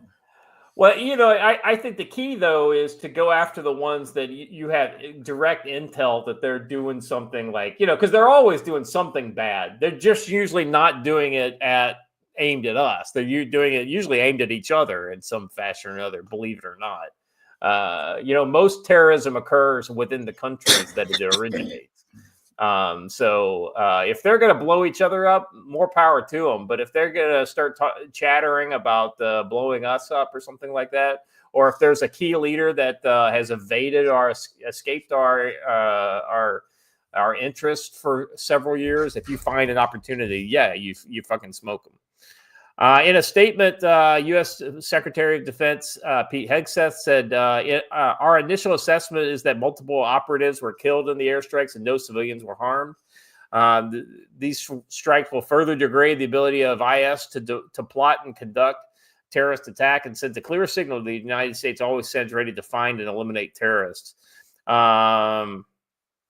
We thanked international friends who participated in the airstrikes that killed high-ranking members of IS. IS rose to international prominence. Okay, that's background. Trump, in his statement on Saturday, also took a swipe at the former administration, stating that the U.S. military had targeted this particular ISIS planner for years, but accused Joe Biden and his cronies of not acting quickly enough to get the job done. I did. Now, Joe, this directly goes to the point that you and I have talked about many times in the past, and that is the fact that the leadership under the Biden administration was literally the thing that was not the problem, but one of the major problems that kept us from being effective against these enemies. Whether it was an optics problem or whether it was like decision by paralysis by analysis, whatever it was, the leadership just wasn't there. Correct. They didn't want to. They had no will for it. Yeah. Well, and the sad thing is they're worried about like, are we going to get a bad rap because we blew too many civilians up, or do we not hit the right thing, or do they hit us back and then kill some of our people because we killed some of their people? There's really only two places where I would actually worry about that and it's in Mogadishu and Kismayu. Literally anywhere else in Somalia, people don't live there because it's contested ground between all of these various groups. Everyone, because of the aid money and the food that's been rolling in there, has migrated to Mogadishu and Kismayu, and pretty much the rest of the country is wide open space. One of the last actions Trump took when he left the White House in 2020 was to pull hundreds of U.S. troops out of Somalia, I thought that was a really good thing. He now ordered the first attacks on the nation less than 2 weeks after his return. Trump maintains he does not want the U.S. involved in other countries' conflicts, while Biden has wanted to wind down America's involvement in post 9/11 conflicts. This is exactly the model for Syria, right? You pull our guys out, and then we just do targeted strikes when the intel gives us a good juicy target, something that's unambiguous, something that's a win-win, right? I think that's the model. Yes. But in Somalia, seen differently by Washington, the U.S. has invested massively in the country for a decade to contain the threat posed by al-Shabaab.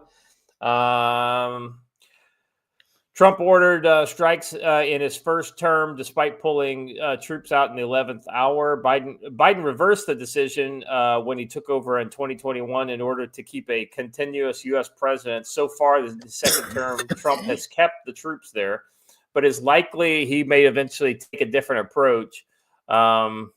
His former defense secretary said in his memoir that Trump did not see much value in having any Americans military personnel anywhere on the continent. And I mean, I don't know that he's wrong. All right, moving on to our next one. This is just kind of an expansion of the same story. This is Donald Trump's. This is a tweet by Donald Trump. This morning, I ordered military airstrikes on senior ISIS attack planner and terrorists that he recruited and led in Somalia. These killers, who were found hiding in caves, threatened the United States and our allies. Strikes. When I hear these kind of statements by him, I can't help but thinking of the al-Baghdadi. He died like a dog, that speech. The strikes destroyed the caves they live in and killed many terrorists without in any way harming civilians. Our military has targeted ISIS attack planner for years, but Biden and his cronies could not act quick enough to get the job done. I did. The message to ISIS and all others who would attack Americans is, we will find you and we will kill you. Yeah, that's a fairly muscular statement that, I hate to say it, but these are the kind of statements that terrorists may actually take serious. Peter says helicopters for $2 says, was it Biden administration failed to act, or were they actually letting it occur? I think the latter. Yeah. And you immediately said both can be true. Yeah. Both can be true. Right. I mean, little column A, little column B. I'll give you an example of absolute dropping the fucking ball is, I think, Yemen. I don't think that because they were targeting shipping, they did not want that to continue because that was not in our interest. That was not in the Biden administration's interest. Yet it was their poor, leadership that failed at every level. Now, if you had turned the Navy loose and let them go, could they have done it? Probably. But ultimately, you have to kind of, grab your nuts on something like that and jump in with both feet in order to be able to turn the dogs loose like that. That said, if you don't do it, then you get what we've had. All right, next. So, Joe, I don't know if you heard about this, but have you heard about the plan to bring SDI back? What's old is new again in Trump's Iron Dome around America. So this is basically he's said it's they couldn't do it under Reagan, but we've got the technology to do it now.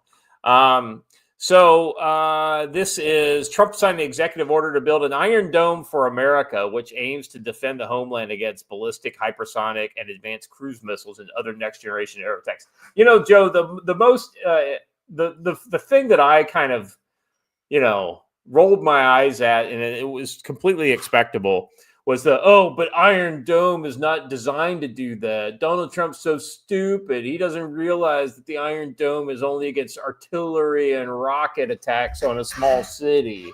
He used Iron Dome as a metaphor. Exactly right. Exactly. Thank you. But that's the pedantic bullshit we have to deal with these people. So, I was just like, popping my eyes out. I was rolling them so hard. So it's important to include space-based monitoring and interception systems. Some of the latter will have non-kinetic capabilities too, likely referring to directed energy weapons. Speaking of directed energy weapons, there's a new destroyer that has this fucking high energy laser on it. They call it a dazzler, a visual dazzler. Man, that thing looked pretty impressive in the pictures I saw. Bush's strategic stability never looked the same. Bush Jr.'s unilateral withdrawal of the ABM treaty in 22 prompted Russia to develop hypersonic technology so as to prevent the U.S. from feeling comfortable enough with its missile defense shield. Trump's Iron Dome plan means there's no going back to the era of mutual restrictions on missile defense. Yeah, the restrictions on missile defense never made a whole lot of sense to me. If anything, you should say everybody should have defensive weapons. I think that until we get land-based missile interception figured out, we shouldn't be trying to mess with space-based. I agree with you. I will say, ask yourself what the X-37B does all that time it spends up in the atmosphere. And how many more X-37Bs will we all of a sudden start churning out? And who knows? Maybe there's going to be a SpaceX.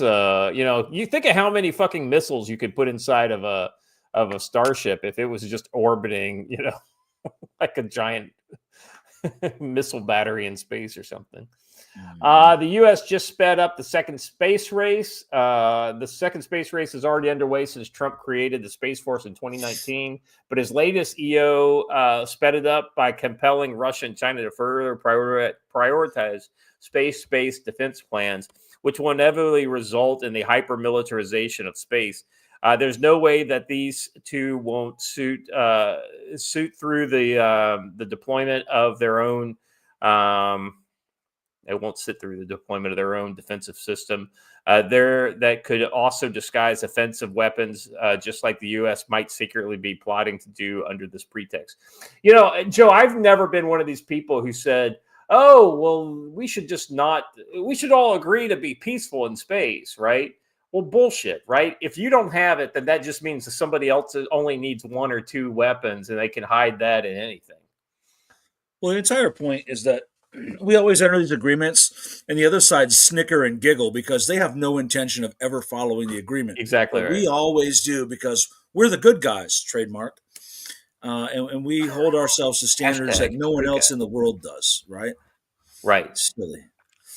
Number 3 here, rods from gods are the next super weapon. So we all know what this is. These are orbital kinetic energy basically giant what is it? Titanium telephone poles that you would drop from space and have nuclear-like explosions on impact with no fallout. With no fallout. All the kilotons of a nuke with no fallout. And these would not be giant like megaton type things. These would be kilotons, so they would be small enough to where theoretically you could make use of them. And you want to dig a bunker that would be deep enough to hide from one of these fucking things? I don't think so. Let's see. Unprecedented power play by the U.S. The preceding points prove that Donald Trump's Iron Domes are at an unprecedented power play against Russia. The unofficial rods from God offensive element. I got to stop the whole thing because of our lovely chat who loves to argue about the silliest of things. They're tungsten, not titanium. Our apologies. Right. This is correct. That's why I was thinking. It was like because titanium popped in my head, but I was like, "Is that titanium?" And you guys said it. And I was like, "Oh, it must be titanium." Then my bad, Lord, y'all, Lord. The point's still the same, light. Right? That's correct. Anyway. Yes. Probably has some sort of a titanium coating on it. How about that? It could be both. Let's see. So the unofficial rods from God offensive element raises the chances that U.S. can destroy their land-based second strike capability in a first strike that would, while the official missile defense one is meant to neutralize the remaining sub-base capabilities. The combined effect is intended to place them in a position for nuclear blackmail from which concessions can then be perpetually extracted. Space-based arms control should be a priority. Russia and China will work to counteract the U.S. aforesaid power play and then unveil their own such system so as to try to place it in the same position of nuclear blackmail that it wants to place them. This is a dangerous dynamic since one of these three might feel like time is running out before they're placed in such a position that they must then launch. Here's the problem, Joe. If there's anything that puts us in a really, really big advantage on here is the reusable rocket tech like you've seen with SpaceX and then what we're seeing with New Glenn with Blue Origin, right? I mean, that makes it so much cheaper to put tonnage up into space than what China or Russia can do right now. If anything, you remember the thing like we made the Soviet Union spend themselves into oblivion with all their Cold War spending. If anything, this might be a play to force the Chinese and Russian to spend money they don't have on programs that they have no chance of catching up on. I don't think that they're that worried about it because I think they already have similar capabilities. So, well, China might. China has a pretty good anti-satellite weapon. So does Russia. I think that the idea of global thermonuclear war, as war games as cool as it was in the 80s, is really not an issue or not a concern at this point. There's a greater risk of a mass conventional war, which could potentially cause even more casualties, right? Any nuclear exchange would be limited anyway because nobody wants to cross that threshold. But I think the greater risk is conventional war, and that's what everyone else in the world is preparing for. Yeah. China's building a whole new command post just outside of Beijing so they don't have to travel as far to their Western Mountains one. Yeah. Yeah, and they said that one's going to be what, like 8 times the size of the Pentagon in total floor, but it's many buildings. It's almost like a military city underground. Yes. I don't know. A lot of the building space is all above ground, though. I'm sure there's another. No, it appears above ground because they dug a giant hole. So they're going to build it, and then it's going to be underground. They said they're going to be bunkers. So. Let's see. So this story here is like, at first I was just kind of rolling my eyes because this is the kind of thing I expect to see about, Syria and whatnot, but then kind of I read further into it and I was like, oh, those sneaky motherfuckers. So, just take it on the surface. Syria's de facto authorities execute sweeping neoliberal reforms. Well, that's bullshit. These guys are fucking Al Qaeda, man. There's no fucking way, right? Right.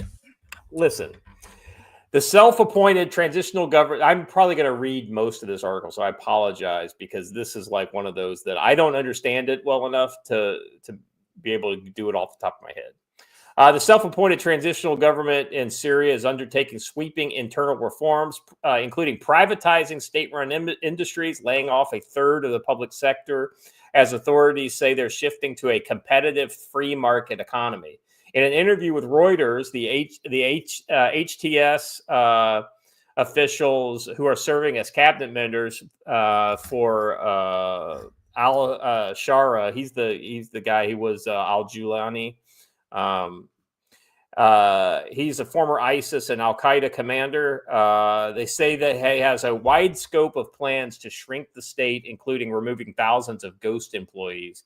The goal is to balance the private sector growth with support for the most vulnerable. Interim Minister of Finance Basil Abdel Hanan told his first name is Basil. Okay.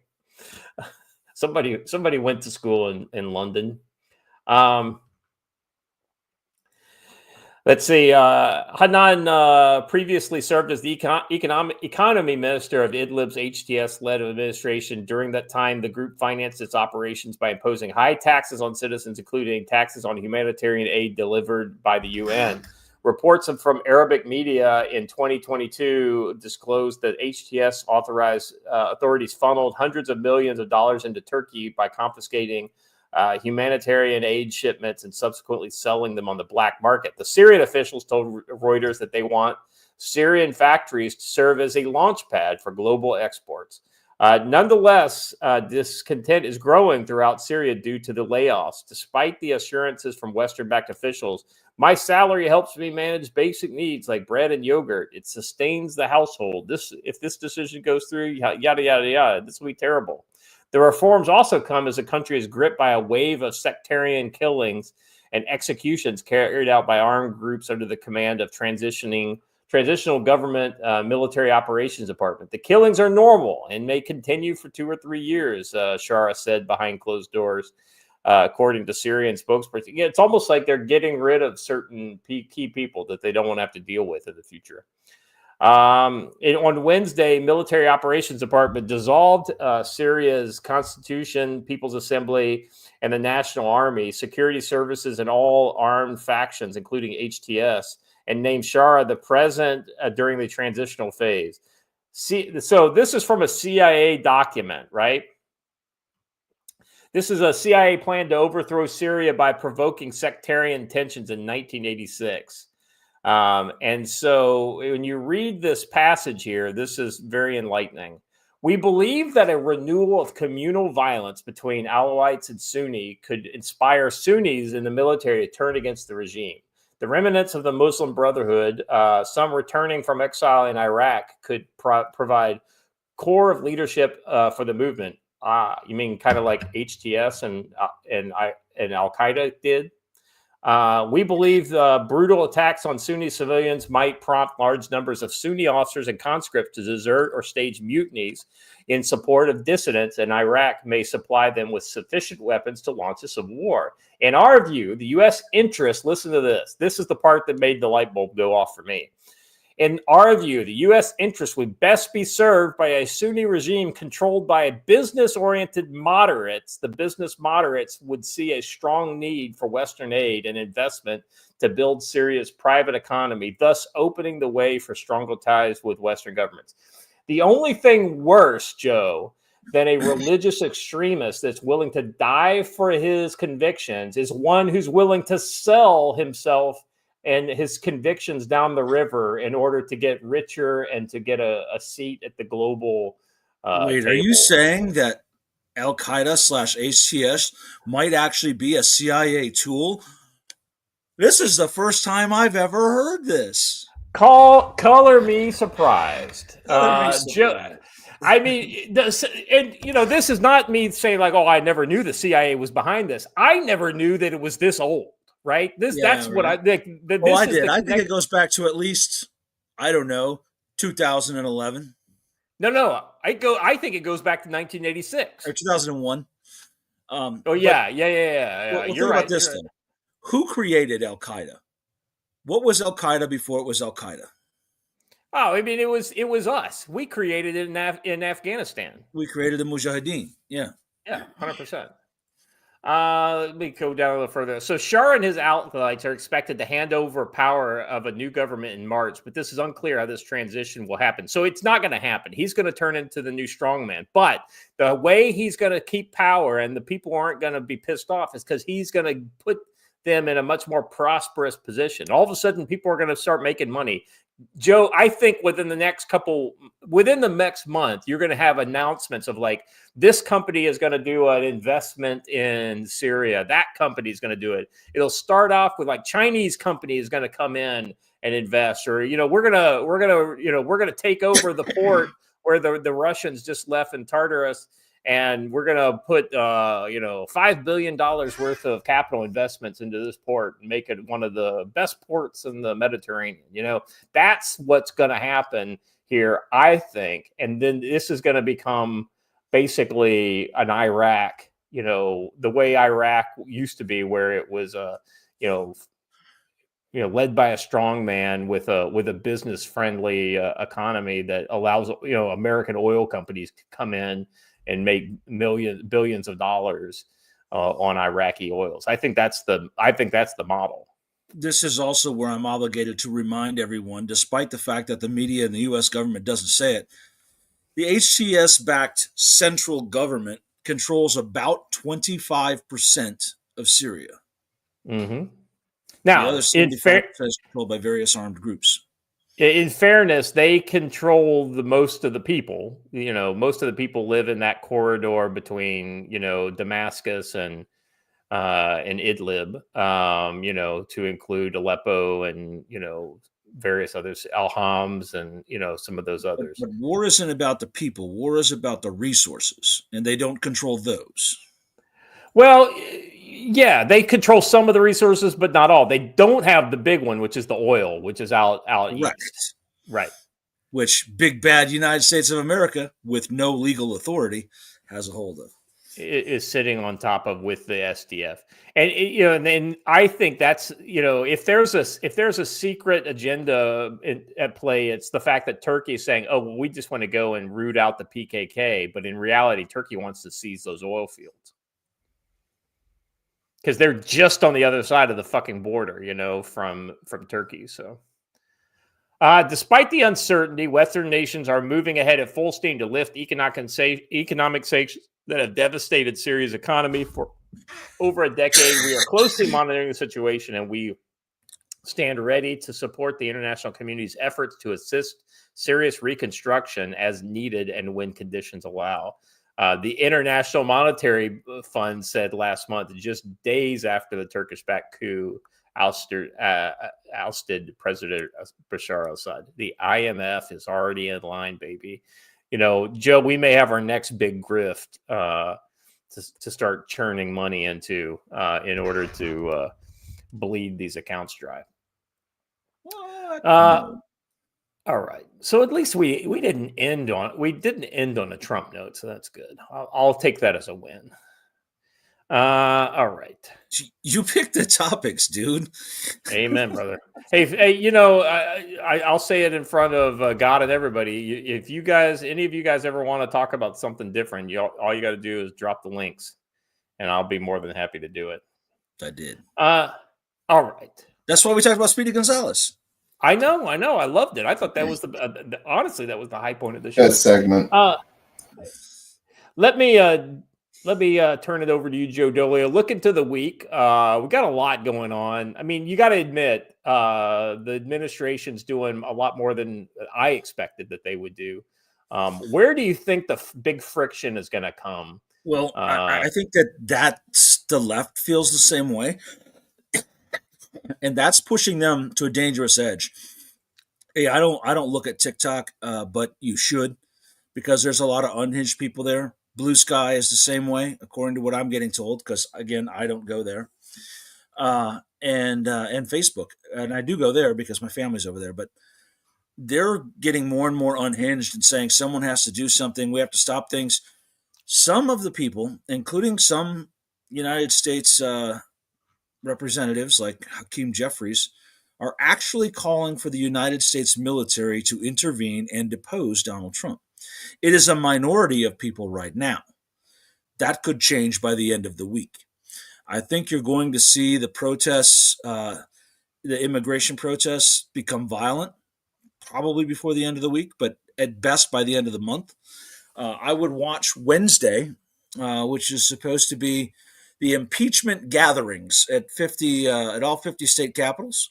I don't know what their impeachment thought is, and I don't think they know how impeachment works if they think they can just show up and Donald Trump gets impeached. But there are big organized protests going on. And, a couple of points that were pointed out in the chat is that there were a lot of similarities and signs all over the country yesterday at these spontaneous protests that erupted all at the same time all over the country. So someone is pushing this, and I don't know why Obama is, but someone is, and they're really pushing to cause some sort of domestic conflict. Be aware of that. Don't write it off. Don't laugh about it, because these people are willing to kill you over their beliefs. Yeah. Well, and the irony is, Joe, is when we talked about it with these Mexico protests, right? The anti-immigration protests. This is not just a bunch of, I was at the taco shop and we all got upset and we decided to take to the streets and we grabbed the Mexican flag off the back of the taco shop and took that out there, to show our support for Mexican. This is not that. This is planning. This is coordination. This is money. This is, groundwork. This is a lot of effort went into this. And I think, if they get their feet back underneath them in these kind of community organizing activities, I think it can cause the administration a lot of trouble. Well, this is the Donald Trump we had hoped to see in 2016, right? This is the Donald Trump we signed up for. So let's see what happens, but we also need to understand the risk. When these people realize that their gravy train is very well likely ending, they may do drastic things. Yeah, that's right. Watcher, what's your take? I am watching things that Elon and a couple of apparently just like software engineers are doing at the Office of Budget Management and several other locations throughout the government. And you should keep eyes there, because I'm telling you right now, as boring as that sounds, the unbelievable blood-curdling screams of those employees as they're trying to fight those employees over it lets you know that this is an actual very important portion of how they run their illegal shadow government. It turns out that most of these things, like most of the Trump prosecutions, turns out that the funding has been flowing through USAID and several other places. So as they get a hold of their digital systems and are able to, we'll just say, forensically reconstruct things that these individuals thought they had deleted, expect to see some new and interesting information coming out. Yeah, so I've got this is an interesting just off of that, right? This is let me share it. Let me open this up and share it with you guys. This is one of my favorite quotes.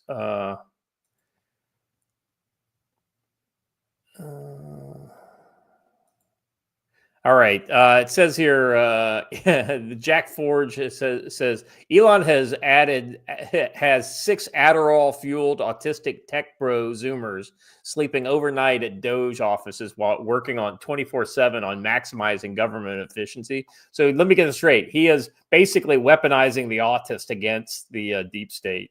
Who knew that the deep state would get taken down by six Zoomers who basically live off of Code Red Mountain Dew? It says here, Wired has identified 6 young men, all apparently between the ages of 19 and 24. According to public databases, their online presences and other records who have little to no government experience and are now playing critical roles in Musk's so-called Department of Government of Doge project, tasked with by executive order with modernizing federal technology and software to maximize government efficiency and productivity. The engineers have all nebulous job titles within Doge, and at least one appears to be working as a volunteer. Never let it be said that you don't have to fear the weaponized outrage of autistic young men.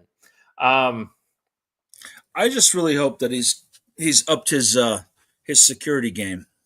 Yeah.